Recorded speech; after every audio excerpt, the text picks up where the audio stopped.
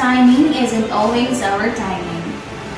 He may not work things out the way we planned, but He is working things out for better. This COVID-19 pandemic has really changed everything around the world. From our basic routinary way of living to celebration of big events has suddenly shifted to new normal. Today, our dear parents and dear children who patiently waited, finally, it's over. Calicuang Elementary School proudly presents its 61st closing exercises for the school year 2021-2022 with the theme K-12 Graduates, Pursuing Dreams and Fostering Resilience to Face the Adversity. So to start with, the most awaited event has never been made possible without the support of the equally and highly esteemed individuals from the school's division of Iloilo, led by the dynamic and very supportive schools division superintendent, Ma'am Maria Luz M. de los Reyes, the epitome of an empowered woman. And our active schools district supervisor, Dr. Jorita M. Paciente, our dedicated and very young at heart school principal, Ma'am Loyola Di Osano, other distinguished men and women of the entire academic community, colleagues, members of the graduating class, the pioneers of the Calicuang Elementary School academic program, proud parents, guardians, friends, ladies and gentlemen, a pleasant and joyous viewing to all. To begin with, may we all put ourselves in the spirit of patriotism as we listen to our national anthem, prayer, and dinner hymn played respectively. Kayang magiliw, ewas ng sikatanan, alam ng puso, sa titik mo'y buhay.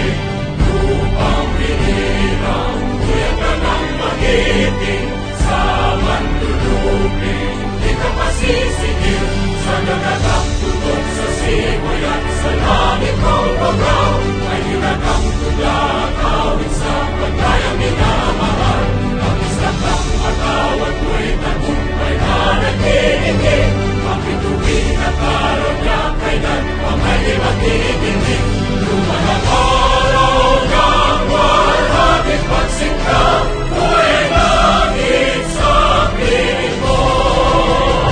Ang inigaya na pagkay mga aking, ang mamatay ng dahil sa'yo.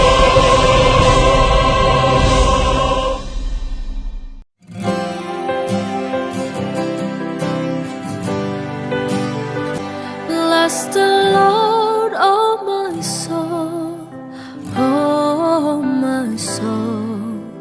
Worship His holy name. Sing like never before, oh my soul. I worship Your holy name.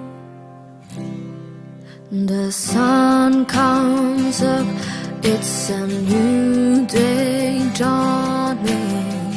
It's time to sing Your song again.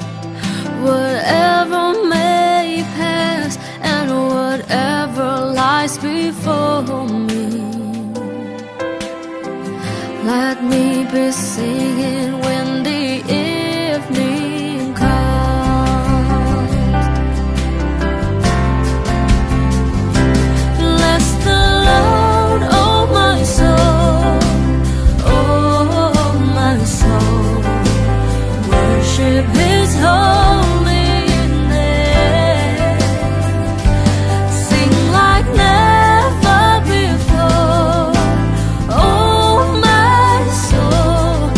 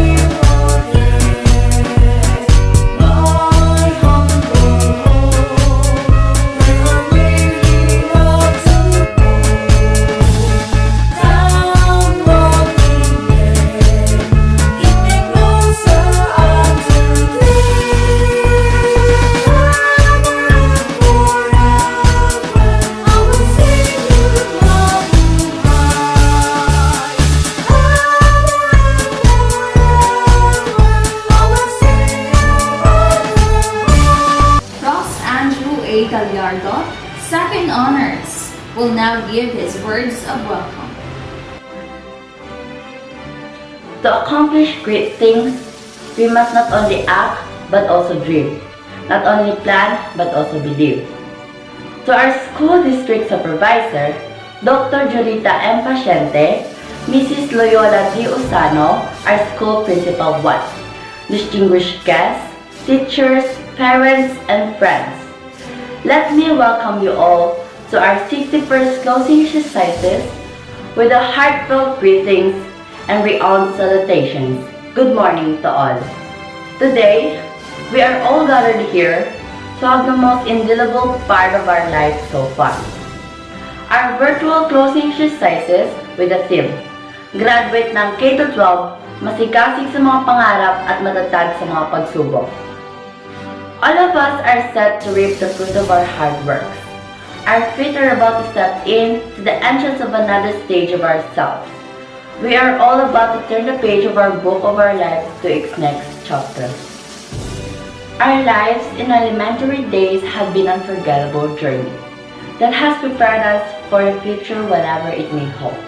The past years of struggles and hardships caused to us by COVID-19 pandemic mold us to be strong and more perseverance to reach our goals and dreams. The product of our sleepless nights, answering our modules, summative tests, and performance tasks signifies that we are now ready to face the real world. That we are now capable of conquering a new arena of life. We, the graduating class 2022, we always remember that there is indeed light in every darkness. There were times within we have felt that we completely covered in black. We experienced problems in our educations, family problems, and sometimes natural disaster like COVID-19 pandemic that makes our lives so miserable. But we conquered it. We rose where we fell, and we hope to find light in every darkness. And we did! I am filled with excitement and anticipation as the next stage in my life is about to begin. But without the support of our parents, guardians, and our teachers, we may not made it to this day. They have been there for us since the beginning, guiding us, helping us, and watching us grow. They have witnessed us mature into responsible young adults. To all of you, salamat. To my fellow graduates, congratulations and good luck to our next chapter of our educations. This is Rose Andrew Gallardo saying good morning and welcome to our 61st closing exercises. Good morning, everyone, especially to our district supervisor, Ma'am Julita Paciente, and to our principal 1, Ma'am Loyola Usano. In every significant event, there is always a special person to grace and dignify the occasion. It is my pride and honor to introduce to you our guest speaker this morning. Our speaker was born on October 26, 1968, a native of Barangay Calicuang, Bingi, Iloilo, the son of Mr. Eduardo V. Caporal and the late Mrs. Estela C. Caporal. He graduated at Calicuang Elementary School, Batch 82, as class valedictorian. He also graduated the secondary years at Dingley National High School, Batch 86, as class valedictorian. A Centralian, for he graduated at Central University, or CPU, as a navigator, and the University Scholar, with a degree of Bachelor of Science in Secondary Education, or BS.Ed, major in English. Had been a coach and tournament manager in Taekwondo, Iloilo City Sports Council, or ICSC meet, Iloilo City. Representative in National Schools Press Conference, or NSPC, in photojournalism competition held in Iligan, Isabela. Awarded as Outstanding Coach in Broadcasting during the National Teachers Day, Division of Iloilo City, year 2015. Currently teaching at Ramon Avancena National High School, Arevalo, Iloilo City, as Master Teacher 1, English Department. Married to Mrs. Almera Lamanero Caporal and blessed with two lovely daughters, namely Christy Marie L. Caporal and Elesia Rose L. Caporal. Ladies and gentlemen, our guest speaker is none other than my cousin Mario and a down-to-earth person, Mr. Edgar Casipli Caporal. Thank you, Ma'am Grace Doty, for that generous introduction. To our ever-dynamic and amiable principal, Ma'am Loyola D. Usano, Principal 1, Calicuang Elementary School, members of the faculty and staff of my beloved alma mater, Calicuang Elementary School, distinguished guests, proud parents, young hopeful graduates, my fellow alumni of this institution, my relatives and friends, ladies and gentlemen, a blessed day to one and all. First and foremost, I'd like to express my profound and heartfelt gratitude to the administration of this school, my alma mater. Special mention to Ma'am Zelda May Celo for the invitation to be your guest speaker in today's Moving Up Ceremony 2022. Before I proceed to the essence of my speech, let me stress the importance of education, especially to our young graduates. Education is the key to success, and pursuing education is the best way to achieve one's goal in life. I do believe education is the most important tool you can receive that can bring you more success in society today. Education lessens the challenges you will face in life. The more knowledge you gain, the more opportunities will open up to allow individuals to achieve better opportunities in career and personal growth. A person with a higher education will be easily qualified compared to a person without an extended education, as one will be prepared to do various tasks that careers demand, as well as meet job standards. Furthermore, there is a transfer of knowledge from generation to another by education.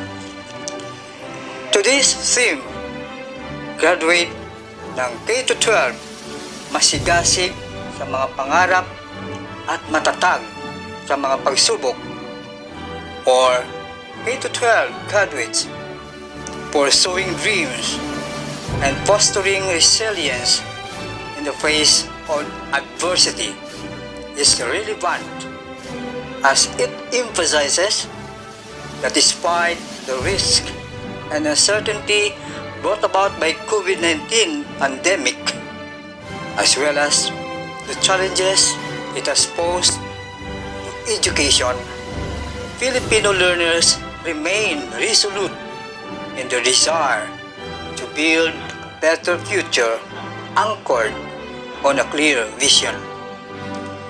The world experienced lockdown which led to immediate closure of schools. As such, teachers and learners had to learn instantly how to adapt to new contexts of teaching and learning. The reality resulting from the COVID-19 crisis raised questions about the nature of teaching, of the teachers and learners' flexibility to adapt the status quo. Varied issues surfaced as how to support educators in meeting the social, emotional, and academic needs of learners in challenging circumstances, which are the result of the COVID-19 pandemic. The teachers, to combat the challenge of this pandemic, are compelled to work with a number of strategies to navigate teaching and learning. Among these are the combinations of distance learning and blended learning. Learning to teach online seems to have been mitigated by a combination of effective factors such as humility, empathy, and optimism. The lack of direct interaction with learners and the adaptation to online teaching affected the learner's learning process. Some professional experts would say that the influence of the COVID-19 pandemic on a global scale has shocked the teachers and the learners as well at all levels, and at the same time inspire them to find solutions to problems they have not encountered before. Well, COVID-19 pandemic is a crisis that affects the people of all races globally. Teachers and learners are no exception. Young, hopeful graduates, let not this pandemic curtail the essence of your dreams. Yes, continue to dream dreams. Let education be a ray of light in the darkness brought about by the COVID-19 pandemic. Always remember, education is a basic right of every human on this planet.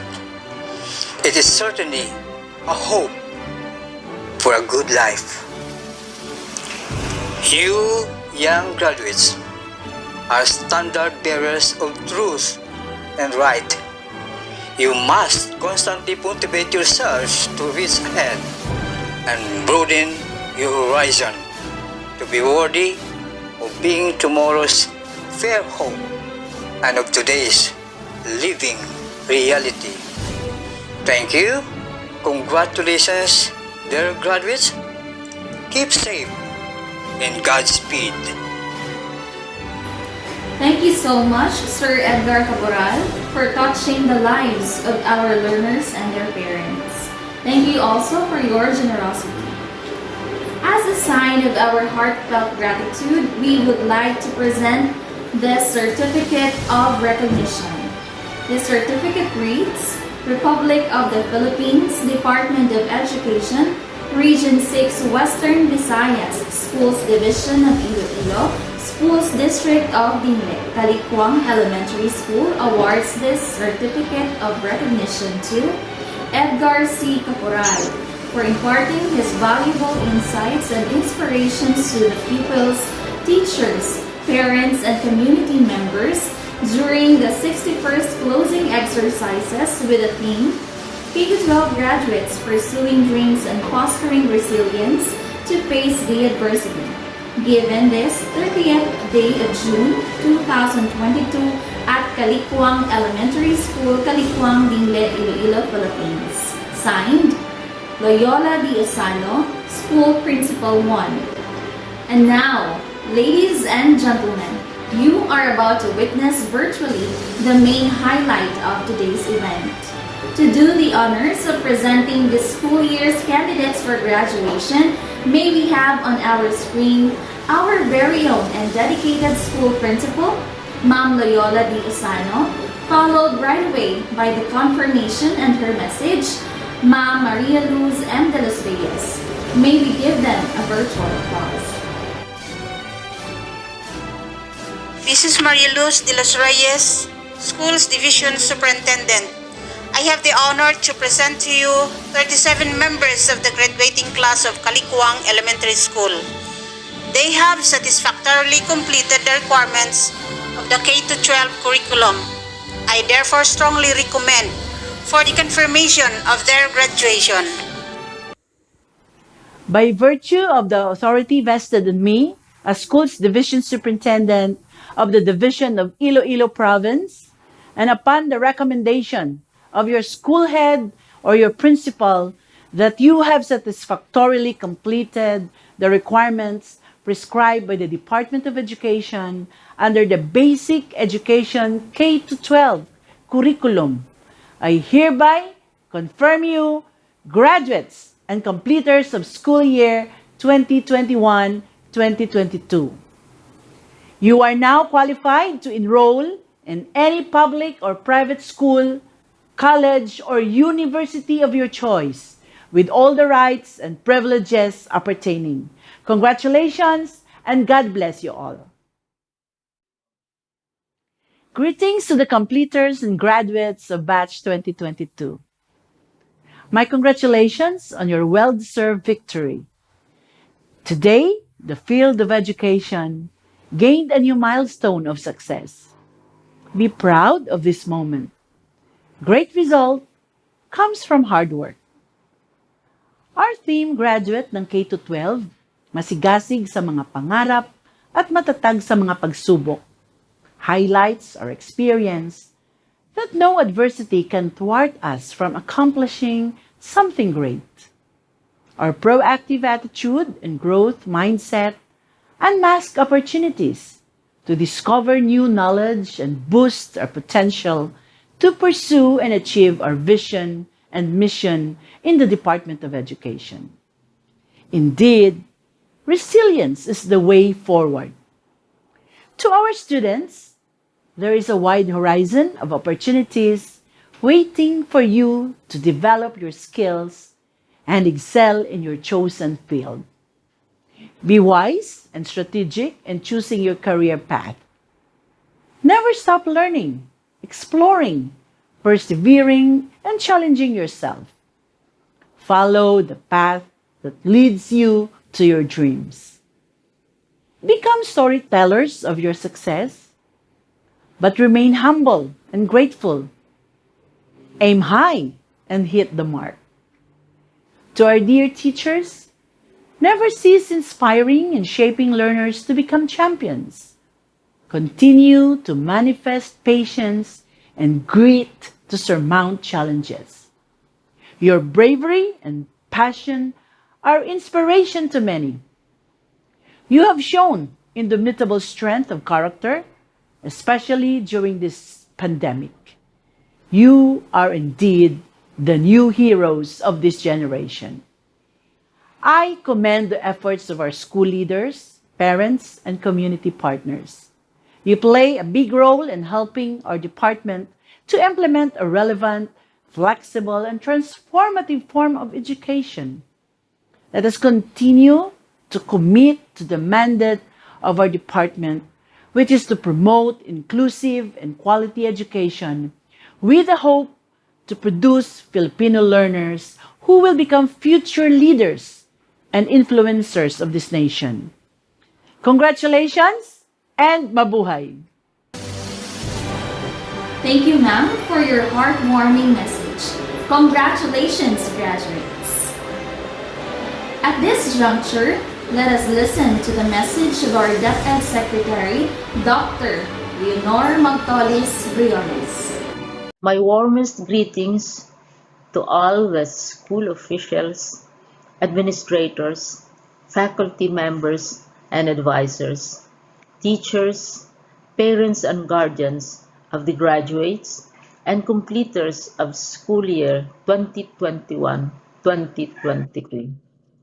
On behalf of the Department of Education, or DepEd, I am proud to celebrate the successes, the milestones, and achievements of this batch of graduates and promoted students in this year end of school rights with the theme K-12 graduates pursuing dreams and fostering resilience in the face of adversity. In the past 6 years, we committed our mandate to enhance the quality of education, broaden its access, and ensure its relevance in the rapidly changing world. DepEd endeavored to address each challenge by instituting programs and reforms in the department.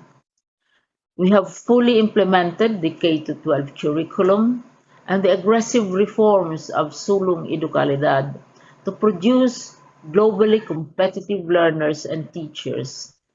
We also expanded our mission for accessible education by strengthening the Alternative Learning System, or ALS, and the Last Mile Schools programs to reach more Filipinos.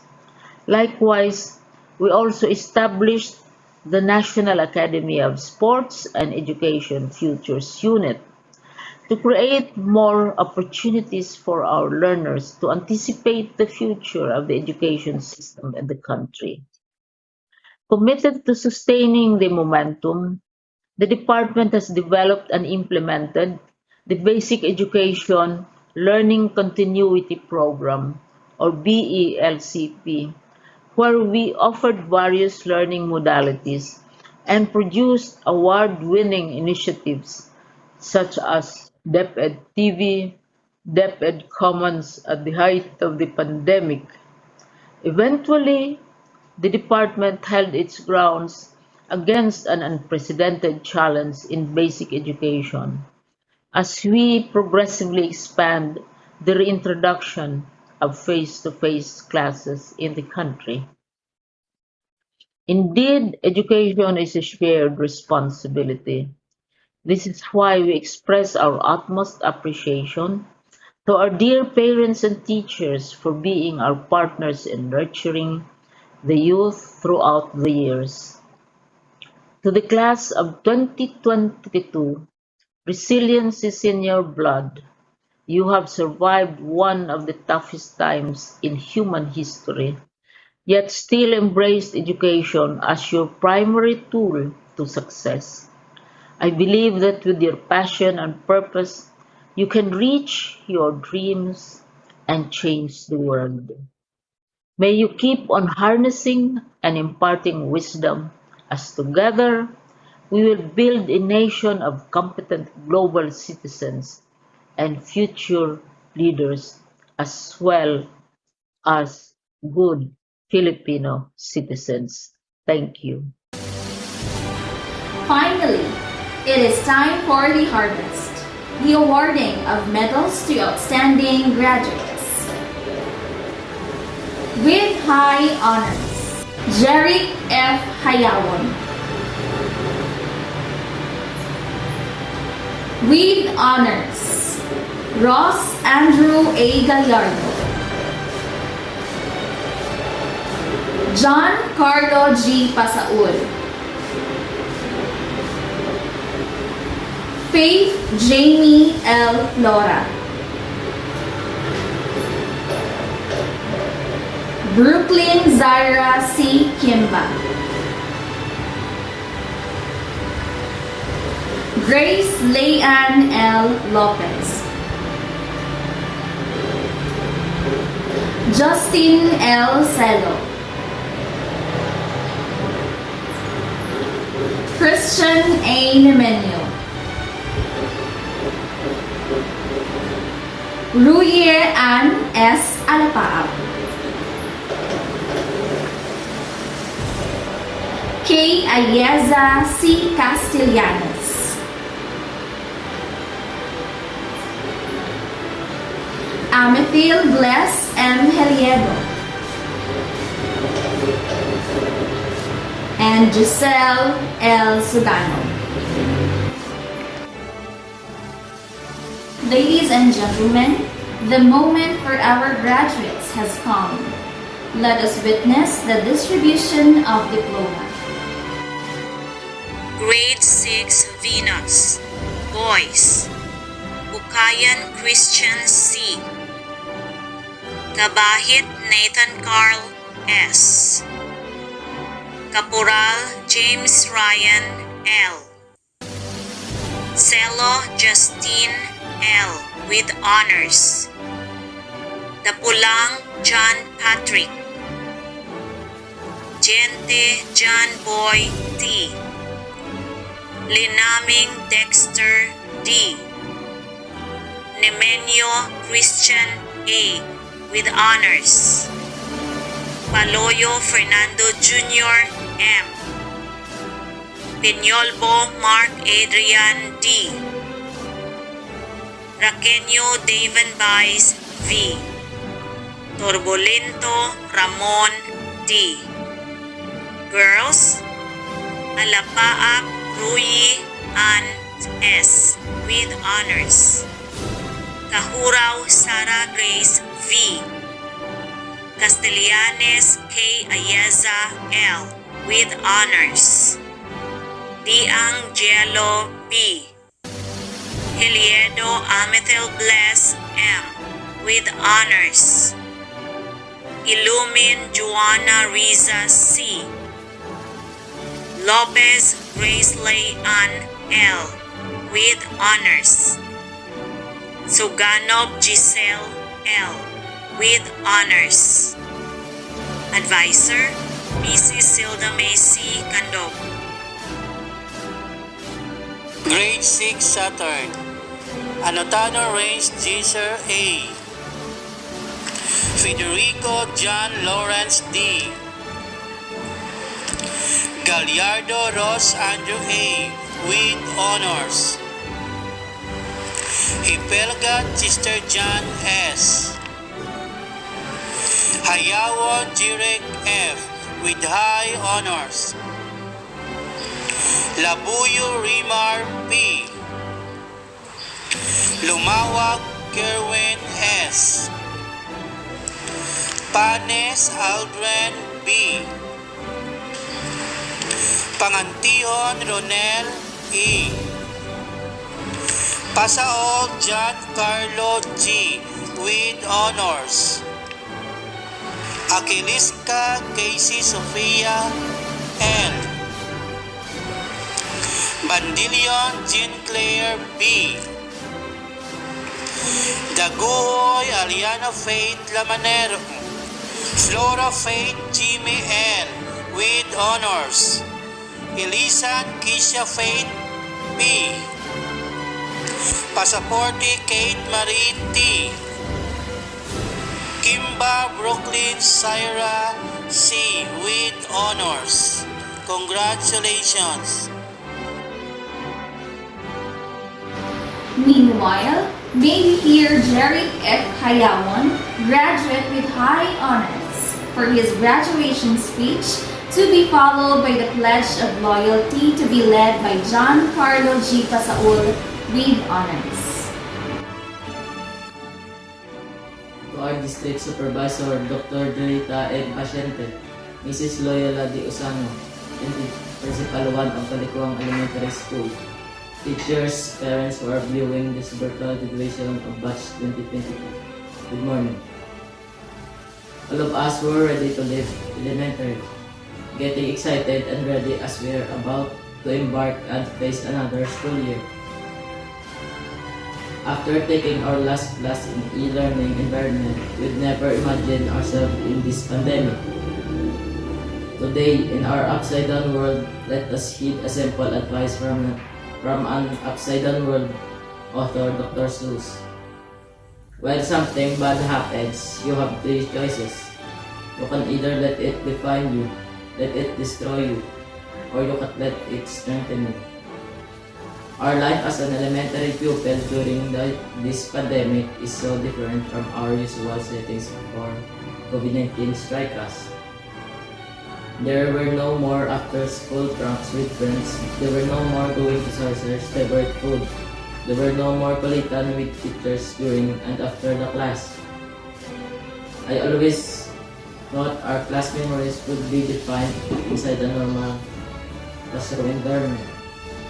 Instead, COVID-19 came into a clutch. Who would expect that our virus would make our last 3 years in elementary different? We have faced many challenges and obstacles to like burning candles in answering our modules. Even though we've gone through all of these different obstacles. At the end of the time, even though we've gone through all of these different obstacles, At the end of the day, it's not only important to focus on positive aspects of each obstacle, but also to make the most every instance and opportunity. From the start that we went to school, we always dream of being the best. So we strive hard in order to reach our goal in education in elementary, even community pandemic struck us. Despite of that, I continue to strive hard to reach my goal, and that is being the top of the class. I never lose hope, rather I was inspired to do better to my beloved parents, who works hard to give me a better education. To our friends and batchmates, we are about to part ways to find the right track that lies ahead of us. We will forever cherish the memories, both laughter and pain, we shared together. But I know deep within our hearts, we may be miles away. We will always be there in chasing our impossible dreams that are planned for us. My fellow graduates, let us be strong and have perseverance in order to reach our goals in life, especially this pandemic. Let our dreams be our shining armor to fight the challenge and obstacle that awaits us. And always seek God's guidance whenever we go and whatever we do in our lives. To our dear Calicuang Elementary School, thank you very much for nurturing us for 6 years. Now that we are leaving, we cannot help but to carry with us the victories and sweet memories we have with you, our dear alma mater. The class 2022 will leave you a legacy which will forever etch in your history as an institution of basic education. To all of you, who in one way or the other help us become that we are now, even at the midst of pandemic, our heartfelt gratitude. Once again, a pleasant morning and may continue to God bless us all.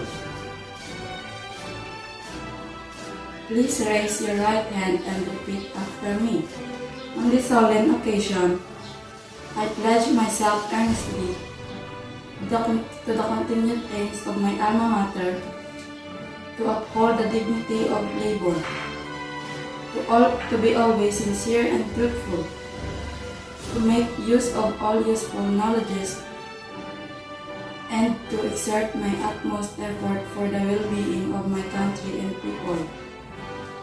Only thus I know can I remain truly loyal to my alma mater, Calicuang Elementary School.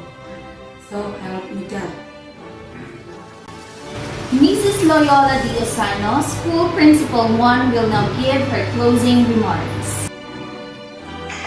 To our school's division superintendent, Mrs. Maria Luz de los Reyes, our guest speaker, Mr. Edgar C. Caporal, teachers, parents, most especially to our graduates, good morning. I just want to grab this opportunity to say thank you very much to our confirmation speaker, none other than our school's division superintendent, for without her confirmation, these 37 grade 6 pupils will not be called graduates. Thank you also to our guest speaker, Mr. Edgar C. Caporal, for the time spent with us and inspiring our graduates by sharing your sacrifices and experiences which led you to what you are now, being one of the successful graduates of this school. I hope someday these graduates will be like as successful as you are. To our dear parents, guardians, and all other stakeholders, thank you so much for the unending support to the school. I hope graduation of your children will not be the end. Rather, your overflowing support will continue. To the teachers, thank you so much for the support to our activities. To all of you, salamat and good day, everyone. Thank you, Ma'am Osano. We would like to take this opportunity to thank everyone who unselfishly cooperated and participated in any undertakings of this year's graduation virtual closing exercises.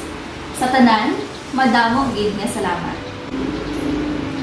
Congratulations, graduates, and to your proud parents. Go forth, grow, and be successful.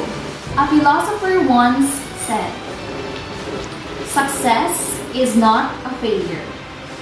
Failure is not fatal, but it is the courage to continue that counts." Soar high and make your alma mater proud. Once again, thank you and good day to all.